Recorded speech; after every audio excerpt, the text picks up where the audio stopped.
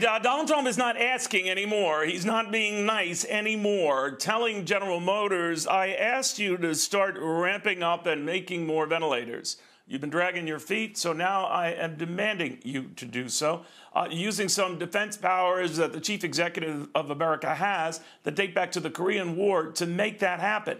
But will it happen? And is it a little too late? It's never too late to Mark Cuban, but it's a good move on the part of the president, he says. He joins us right now. I'm talking about the Dallas Mavericks owner and, of course, multi-billionaire, Mark Cuban. Mark, what do you think of what the president's doing here, forcing corporate America's hand to help out, much as President Franklin Roosevelt did after the attack on Pearl Harbor to rev up our military machine?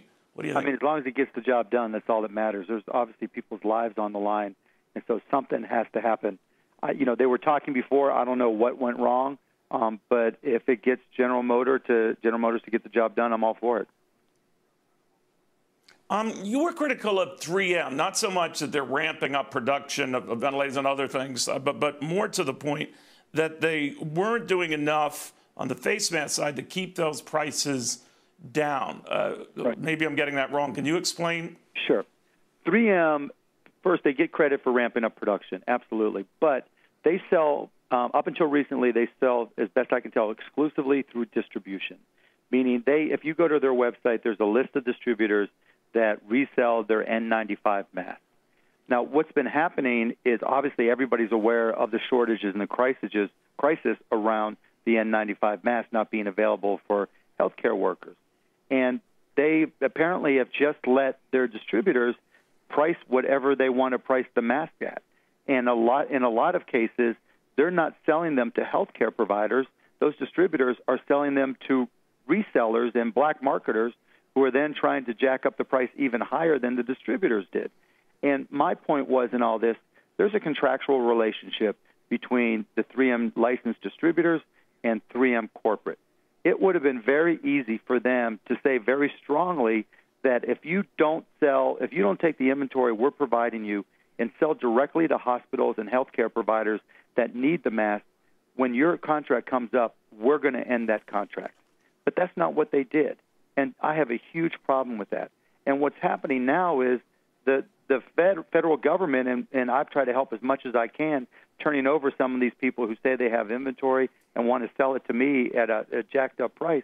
The federal government is starting to go after some of the middlemen who have gotten in the way and helped make this market really inefficient and enable all the price gouging.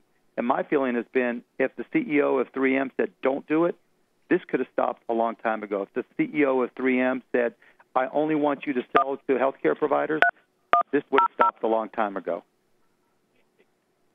Mark, while I have you, the president yesterday, when he addressed the American people at these almost daily briefings he and his task force have had, said he told his vice president not to call governors who are not appreciative of his coronavirus help. That would include the governors of Washington State and Michigan, with whom he's had an acrimonious relationship, I guess, and they with he. Now, it didn't stop him from declaring that the disaster assistance that Michigan wanted. But what do you think of that to corner or cite those who are appreciative of his efforts versus those who are not?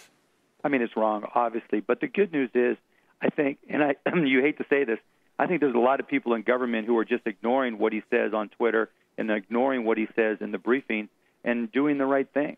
I mean, President Trump is who he is. We're not going to change him. And I think after three years now, people underneath him in government and different departments know that, if they just go about their job and do the right thing, it'll all work out. So while it's obviously, not the smartest thing to do by the president, the good news is, at least with people that I've dealt with, even at lowest levels, they're like just head down, doing the right thing, doing their jobs, knowing that, helping to get ventilators, helping to get masks where they need to be is the right thing to do. So if his words are not matching his actions in a good way, and he might be talking tough and angry at those governors who are not appreciative of his efforts, but he's not taking it out on them in terms, at least in the case of Michigan, on aid or disaster relief that the Michigan governor said she wanted and she got. Yeah, I mean, but still, why say it in the first place?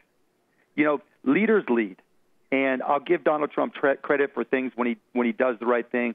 He's deferred to Dr. Fauci. He's deferred to his experts when it comes to the coronavirus, as of recently. But come on, in a crisis like this is not the time to create animosity and increase the people's stress. And I recognize he's still behind the scenes. He's allowing things to happen. He would have the opportunity to stop them if he wanted to. But, look, and let me add to it, in this time of imperfect information, no matter what any leaders do, it's going to be wrong at some level.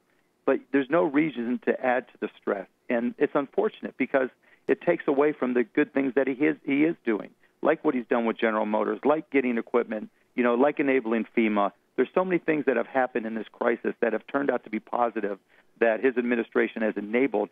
But he diminishes all that with all the, ancillary commentary. And he just, I don't think he's ever going to change, so it is what it is, but it's unfortunate. Well, I still have you, Mark. A lot of people want to see an end game to this. The president was talking about maybe sort of easing up on a lot of restrictions and sheltering at home stuff as soon as Easter. He's backed away from that. Others said they simply don't know what is a good time to start thinking that way. Have you given that much thought? What do you think? Yeah, my thought is I have one thought. I'm not doing anything with my employees until I know they're absolutely safe. I'm not going to ask them to come to work. I'm not going to ask them to leave their house. All this is uncertain. Nobody really has answers. And, we're making progress. That's the good news. You're seeing from Abbott Labs the 15 to 45-minute test so that we can quickly determine if someone has COVID. That's a great step forward. So I trust science. I trust American ingenuity. I trust our ability to create new solutions and therapies. And when those experts, when Dr. Fauci tells me it's okay to let my employees leave the house, that's when I'll do it. For all the reasons we just mentioned earlier, all the chit-chat that's going on, all the discussions in the press briefing, that's really not relevant to the decision-making process. Mark Cuban, thank you very much. My best to you and your family, sheltering those kids and all that.